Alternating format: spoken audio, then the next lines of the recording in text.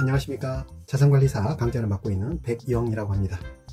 자산관리사라는 자격증이 어떤 자격증이고 어떻게 준비하면 좀 좋을까에 대해서 설명을 좀 드리고자 합니다. 일단 자산관리사라는 그 자격증 이름에서 알 수 있듯이 자산이 여러 가지가 있을 텐데요. 그 자산을 관리해드리는 그런 자격증이 되겠습니다. 왜 은행에 가면 PB라는 그런 직무에 종사하시는 분들 있잖아요. 물론 금융기관에 따라서는 그 웰스 매니저 WM이라고 하기도 하는데, 그 명칭이 무엇이든 간에 고객의 자산을 전반적으로 관리해주는 이런 직무에 종사하는 사람에게는 필수 자격증이 되겠습니다. 그래서 현직에 계시는 분들도 많이 있다고요. 저도 금융연수원의 수업을 잠깐 나가보면 이와 관련된 강좌들도 굉장히 많습니다.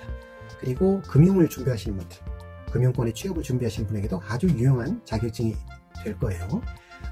금융의 3대 업종이라고 그러면 은행, 증권, 보험인데 각각의 업종에서 모두 이런 유사한 자격증들이 있어요. 그래서 자산관리사 자격증, 은행 FP라고도 하잖아요. 파이낸셜 플래너, 이런 것들이 증권에도 있고요. 유사한 자격증이라고 하면 그전에는 이걸 일임운용 뭐 이런 표현을 썼는데, 지금은 가장 유사한 게 투자자산 운용사 자격증이 될 것 같아요.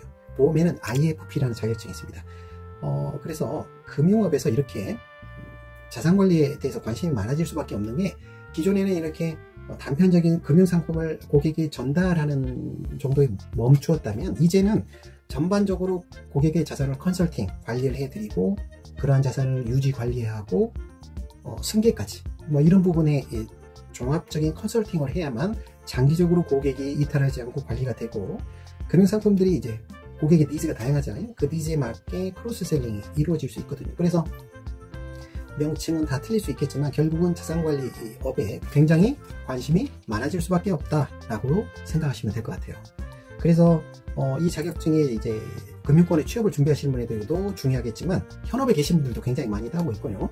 특히나 이제 조금 더 은행 쪽에서 관심이 많으신 분들에게 유용한 자격증이다, 이렇게 보면 될 것 같아요. 자, 그럼 이 자격증을 좀 어떻게 준비하면 좋을까라고 생각해 보시면, 일단 자격증 이름에서도 알 수 있듯이 자산관리사라고 하잖아요. 그러면 자산의 3대 에셋 카테고리가 픽스드 인컴, 즉 예금, 채권 이런 것들도 있고, 투자자산의 대표가 주식일 거고요. 실무자산의 대표 주작은 부동산이잖아요. 그래서 채권, 주식, 부동산 이 세 가지 에셋 큰 카테고리에 대해서 당연히 각각 공부를 해야 되고, 이러한 자산 가격의 결정에 크게 영향을 미치는 게 거시경제 환경이잖아요. 거시경제에 관한 기본 지식, 그 다음에 자산이 어느 정도 있으면 세무 지식이 굉장히 중요합니다. 세무에 관한 지식, 그 다음에 이 자산을 승계해야 되잖아요. 그럼 상속 증여 등등의 민법에 관한 지식들, 세무뿐만 아니라 이런 지식들, 그래서 제가 간단히 말씀드렸는데도 불구하고 굉장히 범위, 카테고리가 높다는 걸 알 수 있습니다. 그래서 이 자격증이 매우 어렵다라기보다는 공부할 양이 굉장히 많구나, 생각보다 시간이 조금은 더 걸릴 수 있겠다. 그래서 자격증에 여러 자격증이 있지만 난이도를 보면 중상 정도? 네, 그 정도 수준으로 생각하시면 될 것 같아요. 그래서 상경 계열에 계신 분들은 뭐 어느 정도 지식들이 있으시니까 좀 속성을 하기 위해서 문제풀이 위주로 이렇게 하시는 경우도 있고, 물론 개인마다 편차가 워낙 틀리긴 하니까. 그런데 이제 비상경 계열 전공자분들도 있으시잖아요. 이분들은 이제 이 자격증을 준비하실 때 일단 용어들에서 좀 많이 부딪혀요. 그렇죠. 그래서 일단은 제 생각인데 기본서를 한번 쭉 들으시고 그 다음에 문제풀이를 하시는데, 문제풀이를 하면서 틀린 부분들 있잖아요. 왜 내가 이 부분을 틀렸지라고 기본서를 다시 돌아가서 틀린 부분을 찾아보는, 이런 식으로 조금은 더 꼼꼼히 공부를 하셔야 되겠다. 물론 저보다 훌륭하신 강사분들께서 잘 가르쳐 주시니까 합격하는데 지장이 없겠지만, 생각하는 것보다는 공부하는 시간을, 왜냐면 이것만 준비하시진 않을 거 아니에요. 다른 공부도 또 하셔야 되니까 그런 시간을 조금은 넉넉하게 가지고 준비해야 되겠고, 만약에 시간이 좀 촉박하다 그러면 1부와 2부로 나눠져 있으니까 각각을 나눠서 합격하는 것도 하나의 전략이 되겠습니다.